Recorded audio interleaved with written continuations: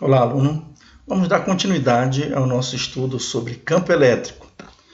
Hoje nós vamos estudar os campos elétricos gerados por fontes de distribuição contínua de cargas elétricas.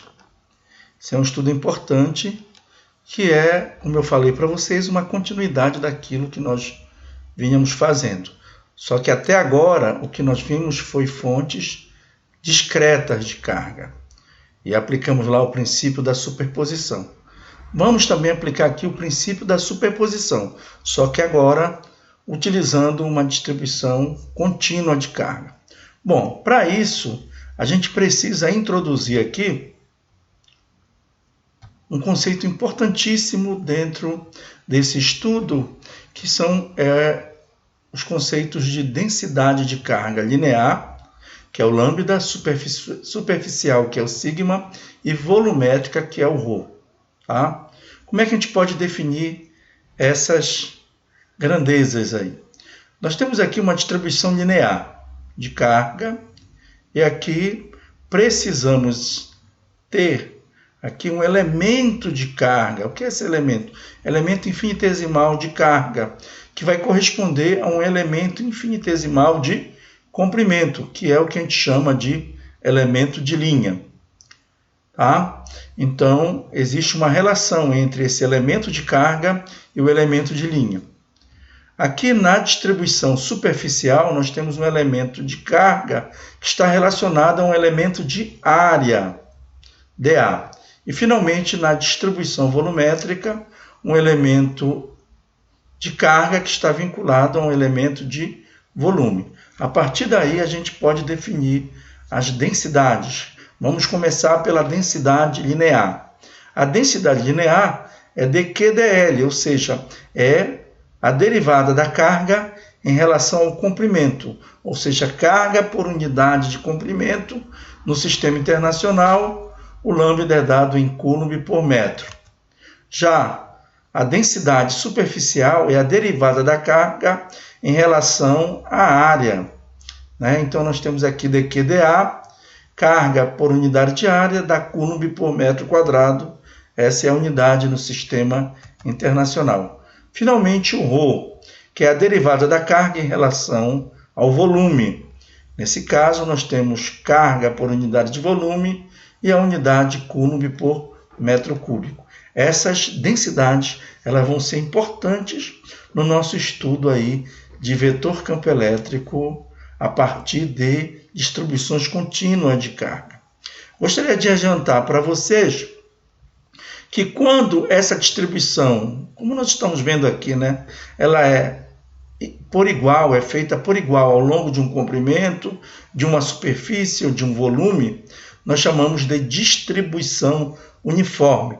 E nesse caso das distribuições uniformes, essas grandezas, lambda, sigma e ρ, que são as densidades linear, superficial e volumétrica de carga, elas são constantes. É importante essa observação.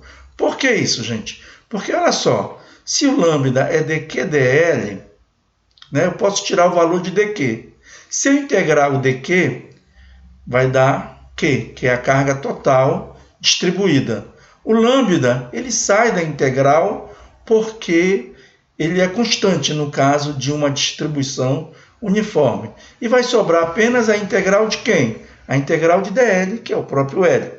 Então, a partir daí, a gente pode obter o lambda, sendo a carga total distribuída ao longo de um comprimento L. Ou então, sigma, da mesma forma, sendo a carga total distribuída ao longo da superfície de área A. E ρ, a carga total distribuída ao longo de um volume V, ou seja, distribuído por igual, porque nós temos distribuições uniformes. Quem é a carga Q? É a carga total distribuída ao longo de um comprimento L, que é o caso do lambda, ou em toda a superfície, que é o caso do sigma, ou em todo o volume, que é o caso do ρ. Bom, como é que eu acho vetor campo elétrico de uma distribuição, uma distância tal, de uma distribuição contínua? que é o que a gente está estudando agora, né? Então vamos imaginar que isso daqui seja um corpo que tem uma distribuição contínua de carga distribuída ao longo desse corpo, e aqui nós temos uma carga total que, a carga total distribuída nesse corpo é Q, tá? O segundo passo é estabelecer aqui um sistema de coordenadas. Eu estou estabelecendo aqui um sistema de coordenadas retangulares, tá? Um exemplo. E aqui já localizando quem? Um elemento de carga, um elemento infinitesimal de carga. Eu vou considerar que esse elemento infinitesimal de carga, ele seja quem? Uma carga elétrica pontiforme, uma carga elétrica pontual. E aplicar a lei de Coulomb. Quando eu faço isso, olha, eu localizo o elemento de carga pelo vetor R', localizo o ponto que eu quero achar o vetor campo elétrico por R, e aqui o vetor R grande, que é o vetor com que esse elemento de carga enxerga o ponto. Obviamente que aqui, como a carga que é positiva, o elemento de vetor campo elétrico está saindo em relação ao ponto. Essa que é a ideia. Lembrando que o R, né, vai ser o Rzão, vai ser o Rzinho menos o Rzinho linha, que nós já havíamos falado anteriormente. Muito bem.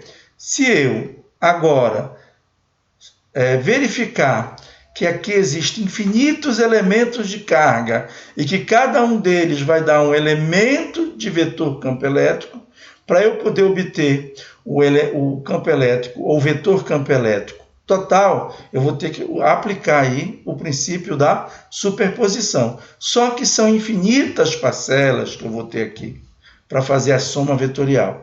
E uma soma infinita é o que nós chamamos de integral. Então, para eu poder achar o vetor campo elétrico total, eu faço a integral de dE, aonde o dE é dado pela lei de Coulomb. Toda vez que nós formos utilizar a lei de Coulomb para determinar o vetor campo elétrico, dois pontos são fundamentais, importância aqui, que é saber quem é esse elemento de Q, né, que vai estar de acordo com a distribuição, e o vetor R, né, como sempre nós já fazíamos isso anteriormente. E o módulo dele, obviamente. Então vamos lá para o nosso primeiro exemplo, que é o fio reto eletrizado. A gente está considerando esse fio aqui um fio de tamanho infinito, tá? Então ele vai de menos infinito até mais infinito. Depois eu vou explicar com clareza o que isto significa na prática, né? E está dizendo aqui que a carga está distribuída uniformemente ao longo desse fio, com uma densidade constante, obviamente, lambda. E a pergunta, qual o vetor campo elétrico nesse ponto aqui? De antemão, eu gostaria de chamar a atenção para vocês o seguinte. Alguns livros resolvem esse problema usando geometria, que é o que a gente não vai fazer aqui, né, levando aqui algumas considerações. A gente vai tentar resolver algebricamente esse problema. O que é que alguns livros fazem? Por exemplo, o próprio Halliday faz isso, né? Para esse elemento de vetor campo elétrico, ele vai ter duas componentes. Uma aqui ao longo do eixo x positivo e a outra ao longo do eixo y positivo. Quando eu pegar um elemento de carga diametralmente oposto a esse que a gente considerou aqui para cima, nós teremos um elemento de vetor campo elétrico aqui nessa direção e nesse sentido. Quando eu fizer a decomposição, nós teremos uma componente ao longo do x positivo, mas a componente y vai estar ao longo do y negativo. Vai estar para baixo, que vai anular. A gente fala que isso daí é devido à simetria, tá bom? Mas nós não vamos utilizar essa ideia. A gente vai resolver as integrais e demonstrar que elas dão zero, tá? Então vamos lá. Dando sequência, o elemento de carga aqui, o dQ, como é uma distribuição linear, vai ser lambda dL. Eu olho para cá, o elemento de linha, como a carga está ao longo do eixo y, vai ser o próprio dy. Então, eu posso trocar sem nenhum problema o dl por dy.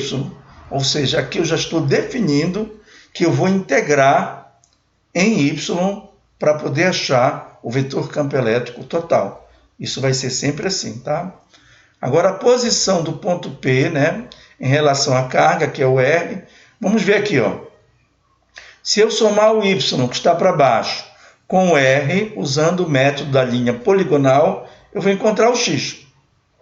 Então, se eu tirar o valor de R, vai ficar X, vai ficar o vetor X menos o vetor Y. Como eu estou considerando que o vetor X é X e chapéu, onde X é a distância da origem até o ponto que eu quero achar o vetor campo elétrico. E o Y, né, vai ser esse vetor aqui que está para baixo, daí o sinal menos, né? E a distância da origem até o elemento de carga que eu considerei é Y. Então, ficou menos YJ. Bem aqui, olha, ficaria o R, tá? O vetor X menos o vetor Y. Como o vetor Y é menos YJ chapéu, menos vezes menos dá mais. É por isso que eu tenho esse vetor R aí dado por XI mais YJ. O módulo, nós já sabemos como é que calcula. É x, usando o teorema de Pitágoras, x² mais y² elevado a meio. Tá? Então, está aqui os elementos que eu precisava para poder levá-los na lei de Coulomb, de que R e o módulo de R. Obtemos que o dE é dado por K, que é a constante, lambda dy, né, que multiplica xi mais yj, que é o R, esse aqui é o dq, esse aqui é o R, esse daqui é o módulo de R elevado a 3 meios, né? Na verdade, é o módulo de R elevado ao cubo. Como o módulo de R é x² mais y² elevado a meio, elevado ao cubo fica x² mais y² elevado a 3 meios. Tá? Vamos integrar. Aqui a integral da soma é a soma das integrais. Então, gostaria de chamar a atenção de vocês aqui, ó, que o lambda é constante, o k é constante, ele sai da integral. Bem aqui, nessa primeira integral, vai aparecer um x. O x é a distância da origem até o ponto considerado constante. Então, nesse caso, ele também sai, né? O vetor unitário e chapéu, também constante, sai. O XYZ, que corresponde aos unitários I, JK, esses unitários I, JK, eles são constantes. Então, eles vão estar sempre saindo da integral, assim como o J saiu, ó, aqui, tá bom? Muito bem, nós temos duas integrais para resolver. A primeira, vejam que não aparece nenhum y aqui, né? Multiplicando dy, então significa dizer que eu não vou poder fazer uma substituição simples, quero chamar isso aqui de u. A saída dessa integral é uma substituição trigonométrica. Vai dar 1 sobre secante, o inverso da secante é o cosseno, e eu troco também aqui os limites, né? E resolvo essa integral aí. Tá? Já essa segunda integral tem um y aqui em cima, então eu vou poder aplicar o que aqui, gente? Uma substituição simples, porque quando eu chamar isso aqui de u, quem vai ser o du? Vai ser 2y dy, porque o x é constante. E o que é que vai acontecer? Eu tenho um y aqui em cima, então tudo bem. Aí o que é que vai acontecer na sequência? Isso daqui é 3 meios, o u vai ficar elevado a 3 meios. Quando eu jogar para cima, fica menos 3 meios, somado a 1, que eu vou resolver a integral, vai dar menos meio, e eu vou continuar tendo quem? Esse y² aqui embaixo, tá? Então, quando eu substituir esse y² aqui por mais infinito, vai dar mais infinito. E quando eu substituir o y por menos infinito ao quadrado vai dar mais infinito. Um menos o outro vai dar zero. Então, tá aí as duas integrais, né? Vejam, o que é que nós tínhamos conversado anteriormente? É que o vetor, ele não teria, né, uma componente j, só teria a componente, né, i, chapéu, ou seja, ao longo do eixo x. Aquela simetria que eu falei para vocês, essa é a integral que dá 0. Então está explicado aí algebricamente aquela simetria. Então eu vou lá, substituo, olha, aqui eu já tinha quem? K, X, Y e chapéu, vezes 2 sobre x quadrado, o x vai simplificar, vai ficar E igual a 2K lambda sobre xi. Tá? Se eu tirar aqui o valor de K, o K, vocês estão lembrados que é 1 sobre 4π epsilon. E aí eu passo a ter o vetor campo elétrico dado em função do epsilon, né, que é o inverso do K, lambda sobre 2π epsilon xi. Ainda, nesse caso, eu vou poder generalizar em coordenadas cilíndricas ou polares, né, como queira. Por quê? Porque se eu verifico que o lambda sobre 2π epsilon x é constante para um valor de x, que é a distância da origem até o ponto, esse x pode ser para a direita, esse x pode ser para a esquerda, pode ser para trás, pode ser para frente, ou seja, ao longo de uma circunferência, eu terei o mesmo valor do vetor campo elétrico, intensidade. Então, eu chamo isso de simetria cilíndrica. Aí eu passo agora a trabalhar, em vez de trabalhar com coordenadas polares, eu trabalho com coordenadas, em vez de trabalhar com retangulares, eu passo a trabalhar com coordenadas polares, voltando aí, né? Então, eu posso escrevê-lo desse jeito.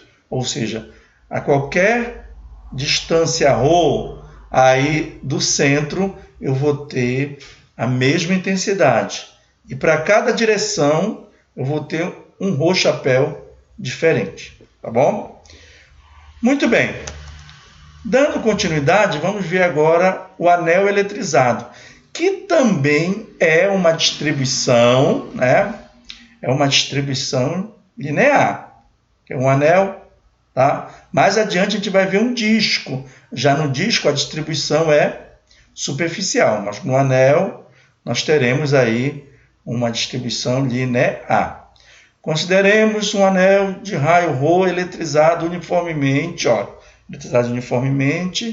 com densidade lambda. O lambda é constante. Qual o valor do campo elétrico no ponto P, distante Z, do centro desse anel? Figura ao lado. Então, nós temos aqui o anel, né? Agora não é mais um sistema de coordenadas retangulares, tá? Eu vou ter que utilizar um sistema de coordenadas polares aqui, pelo fato, né, de que mudou a simetria do problema, tá certo? Nós temos aqui um elemento de carga dQ que está vinculado a um elemento de linha dl.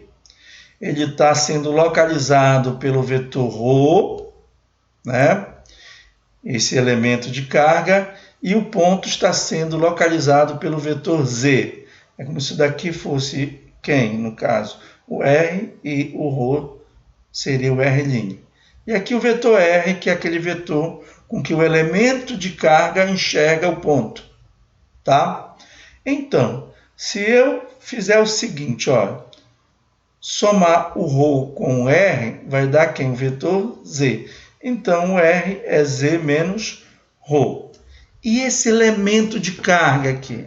O elemento de carga, eu tenho que ir lá naquele material que eu passei para vocês, né, que o elemento de linha, aqui, nesse caso de coordenadas polares, é dado por ρ de φ, né? Então, está aqui a lei de Coulomb, aquilo que eu falei para vocês, o elemento de linha, ρ de φ, né? O φ é o ângulo polar das coordenadas polares aí, né? As coordenadas polares são ρ e φ, né? Para completar a cilíndrica, eu tenho o z, que é ao longo do eixo z, né? Muito bem. E o r, que é zk chapéu menos ρ chapéu, que é o vetor z menos o vetor ρ. O módulo está aí, raiz quadrada de z quadrado mais ρ quadrado, né? Nós consideramos aí o z, vetor z, zk chapéu, e vetor ρ chapéu. Muito bem. Substituindo, olha aqui, o K, o dq, o vetor R e o módulo dele elevado ao cubo. Como estava meio elevado a 3, fica z quadrado mais ρ quadrado elevado a 3 meios. Notem que aqui, gente, a integral, ela como é linear, vai ser só em φ. É assim que eu vou resolver essa integral. Então não vai ser uma integral tão difícil de resolver, né? Está aí que o E, que é o vetor campo elétrico, já é o total aqui no ponto P, né? Ele vai ser dado pela integral de 0 a 2π de K lambda ρ de φ multiplicado pelo vetor z k chapéu menos ρ chapéu dividido por z quadrado mais ρ quadrado elevado a 3 meios. Gostaria novamente de chamar a atenção de vocês, porque diametralmente ao dq, eu tenho aqui um outro dq, ó, que vai dar um vetor campo elétrico desse jeito, um dE, que quando eu fizer a decomposição, nós teremos aqui duas componentes para cima, e aqui ao longo do ρ chapéu, que o ρ chapéu está aqui, ao longo do ρ chapéu, eu vou ter um para cá de um determinado valor e o outro oposto, portanto, um sinal negativo, né? Isso daqui vai se anular, ou seja, é bem provável que eu não tenha aqui uma componente com ρ chapéu, devido a tal da simetria, tá? Ok? Então vamos lá explicar isso matematicamente, tá? Muito bem, então vamos lá. Resolvendo essa integral, nós vamos ter ali a integral da soma, é a soma das integrais. Eu vou poder colocar em evidência K lambda ρ sobre z quadrado mais ρ quadrado elevado a 3 meio, e essas duas integrais para resolver. Essa integral aqui, essa primeira, o z e o k chapéu, já falei para vocês, o z é a distância do centro até o ponto considerado, ponto P, é constante, portanto, e o k chapéu também é constante, né, por se tratar aí de um vetor no sistema de coordenadas retangulares, é constante, já falei isso para vocês, vai ficar só a integral de dφ. Por quê? A integral de dφ de 0 a 2, por que 0 a 2π? Porque vai ter que rodar toda a circunferência, né? Então, de 0 a 2π, o ângulo vai de 0 até 2π, a integral de a integral de dφ é φ de 0 a 2π, vai dar exatamente 2π.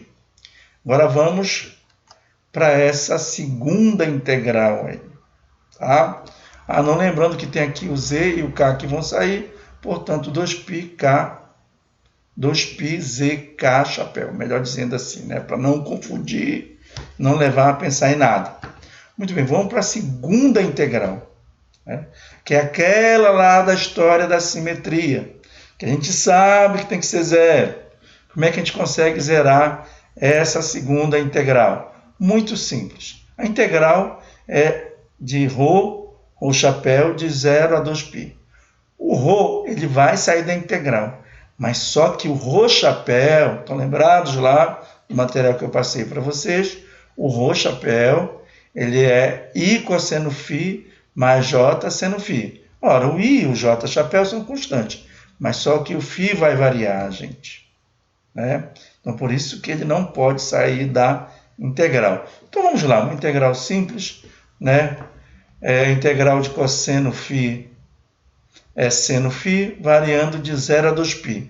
Quando eu substituir esses limites aqui, o seno de 2π, quanto é que é? 0. Menos o seno de 0, que também é 0. 0 menos 0 dá 0. Então, essa primeira aqui vai dar 0. Vamos para a segunda.